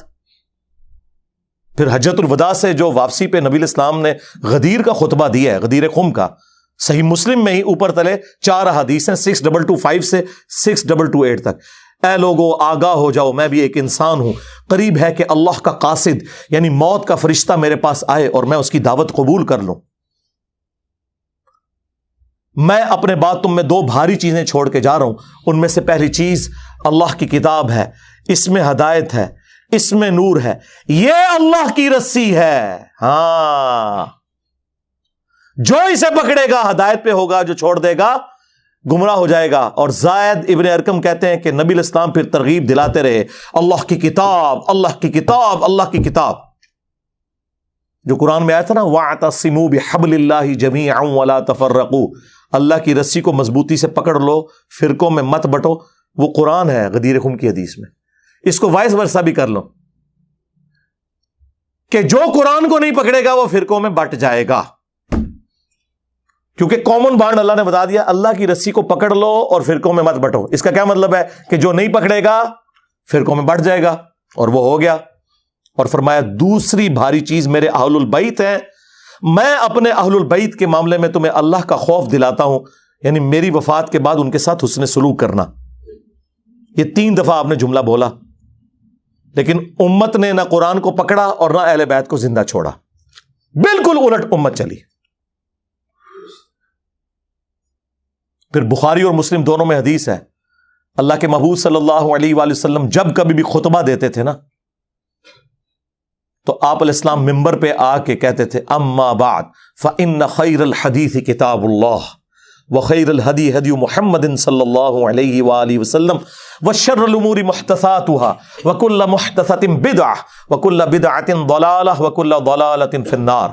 کچھ الفاظ سنن نسائی کے، میجر پورشن جو ہے وہ صحیح مسلم ہے۔ آگاہ ہو جاؤ، سب سے بہترین کلام اللہ کی کتاب ہے، سب سے ہدایت یافتہ راستہ محمد صلی اللہ علیہ وآلہ وسلم کا ہے۔ بدترین کام وہ ہیں جو دین میں خود سے جاری کر دیے جائیں، وہ سارے کام بدعتیں ہیں، اور تمام بدعتیں گمراہیاں ہیں، اور تمام گمراہیاں جہنم میں لے جانے والی ہیں۔ اندازہ کریں۔ اور بخاری اور مسلم دونوں میں حدیث موجود ہے، عبداللہ ابن ابی اوفا سے کسی نے پوچھا، جو رسول اللہ کی وفات کے بعد 75 ایئرز تک زندہ رہے، 86 ہجری میں فوت ہوئے، کہ بتائیں کہ رسول اللہ نے اپنا وصی کسی کو بنایا تھا؟ تو انہوں نے کہا نبی علیہ السلام نے ہمیں قرآن کے مطابق چلتے رہنے کی وصیت کی تھی۔ قرآن وصی رسول ہے، خلیفۃ الرسول ہے، وصی رسول، جس کے اوپر آج سنی شیعہ دو فرقے بنے ہوئے ہیں۔ سیدنا ابوبکر خلیفۃ الرسول ہیں صحابہ کرام کے اجماع کے اوپر، وصی رسول نہیں، وصی رسول قرآن ہے۔ وصی رسول نہ سیدنا ابوبکر ہے نہ سیدنا علی ہے، اور وہ نیچرل ہے، کیونکہ 2 سال کے بعد تو حضرت ابوبکر بھی فوت ہو گئے، ہاں 12 سال کے بعد سیدنا عمر بھی شہید ہو گئے، 24 سال کے بعد سیدنا عثمان بھی شہید، اور 30 سال کے بعد سیدنا علی بھی شہید، اور آخری صحابی ابو طفیل عامر بن واثلہ 110 ہجری میں نبی علیہ السلام کی وفات کے 100 سال کے بعد وہ دنیا سے چلے گئے۔ اس کے بعد اس پلانٹ ارتھ پہ کوئی صحابی نہیں ہے۔ نبی علیہ السلام کسی صحابی کو بھی وصی بناتے تو مر تو اس نے بھی جانا تھا، یہ زندہ چیز چھوڑی۔ بخاری مسلم دونوں میں حدیث ہے، اللہ نے ہر نبی کو کوئی نہ کوئی معجزہ دیا تھا، اور جتنے لوگ اس نبی پر ایمان لاتے تھے اسی معجزے کی وجہ سے لاتے تھے۔ مجھے اللہ نے سب سے بڑا وحی کا معجزہ دیا ہے قرآن۔ میں اللہ سے امید کرتا ہوں سب سے زیادہ میرے امتی ہوں گے جنت میں جانے والے، کیونکہ میرا معجزہ سب سے بڑا ہے قرآن کی وجہ سے۔ اور بخاری مسلم میں آ گیا کہ جنتیوں کا نصف میری امت سے ہے، قرآن کی وجہ سے۔ جامعہ ترمذی میں، سنن ابن ماجہ میں حدیث ہے، جنتیوں کی 120 میں سے 80 صفحے میری امت سے، قرآن کی وجہ سے۔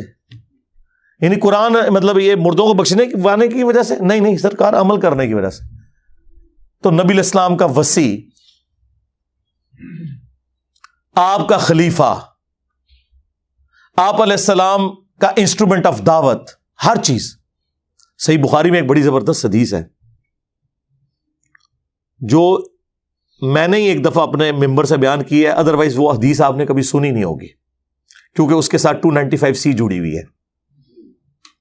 صحیح بخاری میں ایک چیپٹر ہے کتاب الاعتصام بالکتاب والسنہ، قرآن و سنت کو مضبوطی سے پکڑنا۔ اس چیپٹر میں امام بخاری ایک حدیث لے کے آئے ہیں کہ جب حضرت ابوبکر کی بیعت کی گئی نا، تو دوسرے دن حضرت ابوبکر صدیق رضی اللہ تعالیٰ عنہ آڈینس سے خطاب کرنے کے لیے مسجد نبوی میں آئے، تو ان کے خطاب کرنے سے پہلے حضرت عمر ممبر پہ چڑھے، جس طرح آج کل بھی اسٹیج سیکٹری کے طور پہ، اور کمال کا خطبہ دیا۔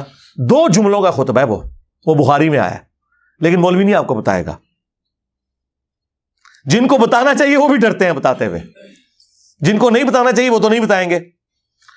حضرت عمر کے الفاظ ہیں کہ دیکھو، یعنی حضور کے غم کی وجہ سے لوگ دکھی تھے، یعنی جس شخصیت کو آپ اپنے ماں باپ اولاد سب سے بڑھ کر عزیز سمجھتے ہیں اور وہ دنیا سے چلی جائے تو صحابہ کرام کی تکلیف کا اندازہ کون کاٹ سکتا ہے۔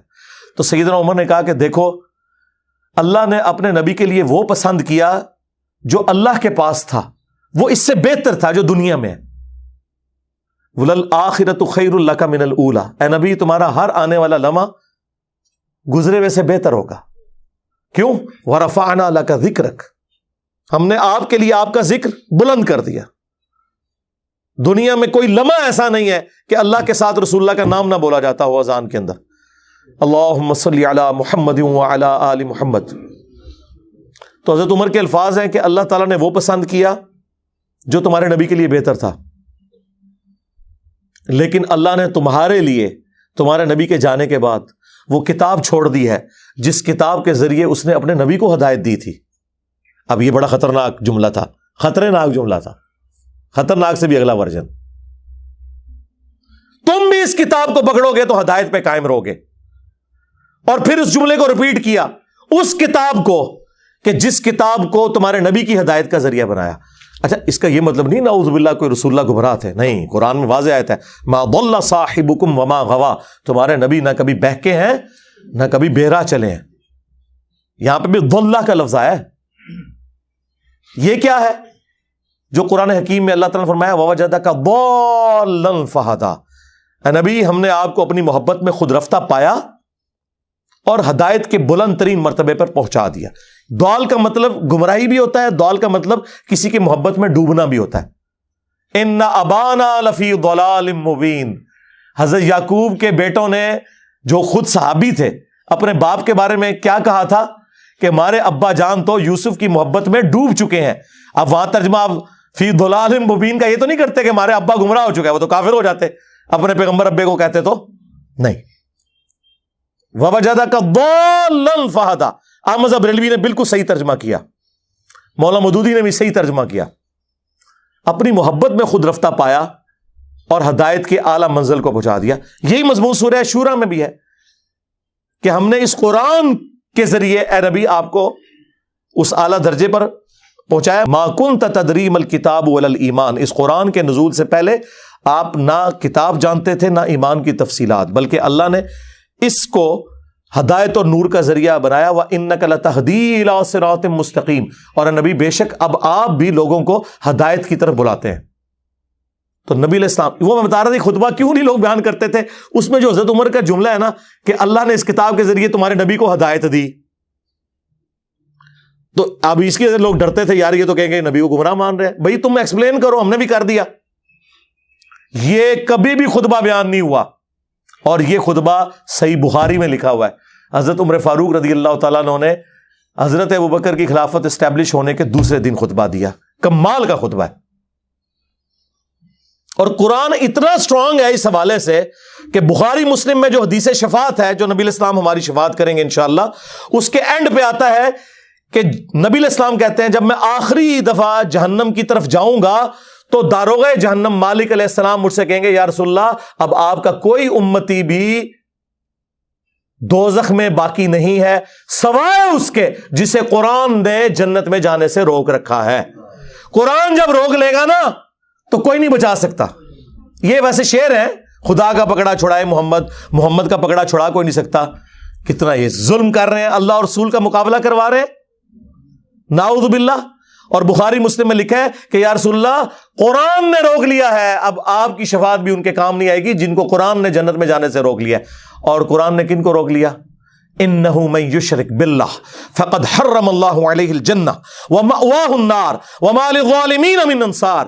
بے شک جو کوئی بھی اللہ کے ساتھ شرک کرے گا اللہ نے اس پہ جنت حرام کر دی ہے, اس کا ٹھکانہ جہنم ہے, وہاں اس کا کوئی مددگار نہیں ہوگا.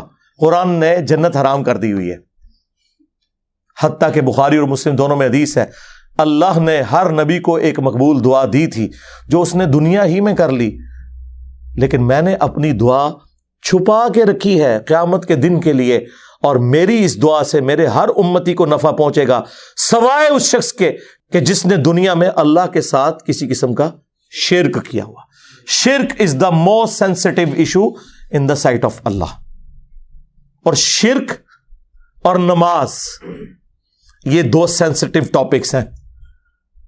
قرآن کی توہین وہی لوگ کر رہے ہیں اصل میں جو قرآن پڑھنے سے روک رہے ہیں, جس کی وجہ سے شرک پھیل رہا ہے, اور نماز سے کوسوں دور ہے کیونکہ انہوں نے قرآن تو پڑھا نہیں. انہیں پتا کیسے چلے کہ قرآن کا مسلمان اور ہے اور پاکستان کا مسلمان اور.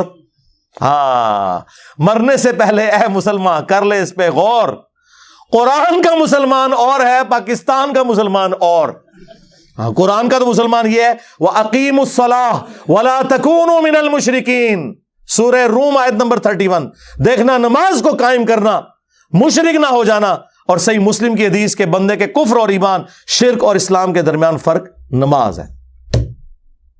باقی اس پہ تو کافی بولا جا سکتا ہے, میری کئی ایک ویڈیوز ہیں وہ آپ دیکھ سکتے ہیں اس حوالے سے. میں نے یہ موقع غنیمت جانا کہ میں مسلمانوں کے دماغ کے اوپر سٹرائک کروں کہ خدا کے لیے قرآن کو جو آگ لگی اس پہ جو آپ سیکھ پا رہے ہیں، سب سے بڑے تو دشمن آپ لوگ ہیں جو جزدان میں قرآن کو لپیٹ کے. اور دیکھیں جو مہنگے والے قرآن ہوتے ہیں نا ترجمے والے، ان کے اوپر غلاف بھی چڑھا ہوتا ہے تاکہ تصور سے کہ میں اس کو اتنی دفعہ یوں کروں گا وہ کھولے ہی نہ، وہ ادھر ہی پڑھا رہے. بلکہ میں نے تو ریکویسٹ کی ہے کہ پاکستان کے آئین میں جہاں یہ چیز شامل ہے کہ پاکستان میں قرآن غلطیوں سے پاک پرنٹ کیا جائے گا. یہ بہت بڑا جرم ہے، اسی لیے قرآن کے اینڈ پہ لکھا ہوتا ہے کہ اگر کوئی غلطی دیکھیں تو واپس بھیجیں، ہم آپ کو نیا نسخہ دیں گے. پاکستان کے آئین میں یہ چیز بھی داخل کی جائے کہ بغیر ترجمے کے قرآن چھاپنا حرام ہو. یعنی پاکستان کے قانون میں، وہ شرعی طور پہ حرام نہیں لفظ استعمال کر رہا، چلے جرم کہہ لیں اس کو. بھئی پاکستان میں کیا تک بنتا ہے جہاں 99.99% لوگ عربی نہیں جانتے ہیں، وہاں عربی والا قرآن صرف پرنٹ کرنا کتنا بڑا ظلم ہے. مولانا مودودی رحمہ اللہ کا ترجمہ پرنٹ کیا ہے ترجمان القرآن والوں نے، وہ بڑا زبردست ہے. ویسے تو آپ دیکھتے ہیں نا اوپر عربی نیچے اردو، انہوں نے پتا کیا کیا ہے، ایک صفحہ پورے کا پورا عربی اور اس کے سامنے والا صفحہ اردو. اگر صرف کسی نے اردو بھی پڑھنا ہے نا وہ پڑھتا جائے. اچھا لوگوں کو یہ فکر پڑ جاتی ہے یار اردو والا پڑھیں گے تو ثواب نہیں ہوگا کیونکہ 10 نیکیاں نہیں ملن گیا. سرکار تہاڈا ایک اردو دا صفحہ تہاڈی آنے والی نسلاں وچ اور گزرے ہوئے بزرگوں کے ہزاروں قرآن پڑھنے سے بہتر ہے جو آپ کو کم از کم شرک سے بچا کے توحید کے اوپر لے آئے گا. دیکھیں نا اگر توحید ہی نہ ملی تو ایم اے قرآن ختم کرنے کا کیا فائدہ ہویا؟ جو قرآن ختم کر کے بھی تے پھر دعا کہنا جی یا رسول اللہ انظر حالنا، یا شیخ عبد القادر جیلانی شیئن للہ. قرآن کے لیے پڑھ کے دعا ہو رہی ہے اور بیچ میں یہ نہیں کر رہا ہے تو کیا کڑیا تو قرآن چوں. تو خدا کے لیے قرآن ترجمے والا گھر میں بھی کم از کم آپ لوگ تو کریں نا جی. سارے مسلمان اپنے گھروں میں وہ ترجمہ رکھیں جو زبان آپ سمجھتے ہیں، اس کے بغیر آپ صرف عربی والا قرآن نہ رکھیں. اور آج تو ماشاءاللہ جتنی میجر لینگویجز ہیں ان کے اندر قرآن پرنٹ ہو چکے ہیں. سعودی عرب کی گورنمنٹ اس حوالے سے بہت بڑا کام کر رہی ہے. جتنے حاجی جاتے ہیں نا، پہلے تو وہ عمرے والوں کو بھی دیتے تھے لیکن پھر ریسورسز کی وجہ سے ایشو ہوا تو اب صرف حاجیوں کو دیتے ہیں. جو پاکستان انڈیا بنگلہ دیش کے ہیں ان کو اردو زبان میں، انڈونیشین ہے تو ان کو انڈونیشین زبان میں، انگلش جاننے والے ہیں ان کو انگلش والا. وہ واپسی پہ ایئرپورٹ پہ وہ ایک فری کاپی دیتے ہیں. میں 2007 میں گیا تھا، مجھے بھی ایک کاپی ملی، میری وائف کو بھی ملی تھی. تو اس حوالے سے وہ بہت کام کر رہے ہیں. چلیں حاج عمرے پہ کوئی نہیں بھی جاتا، یہاں تو یار اپنے گھروں میں تو کم از کم آپ کوشش کریں کہ آپ ترجمے والے قرآن رکھیں. صلو علی محمد وآل محمد، اللہم صلی علی محمد وعلی آل محمد واصحاب محمد وازواج محمد وامت محمد اجمعین الی یوم الدین، آمین.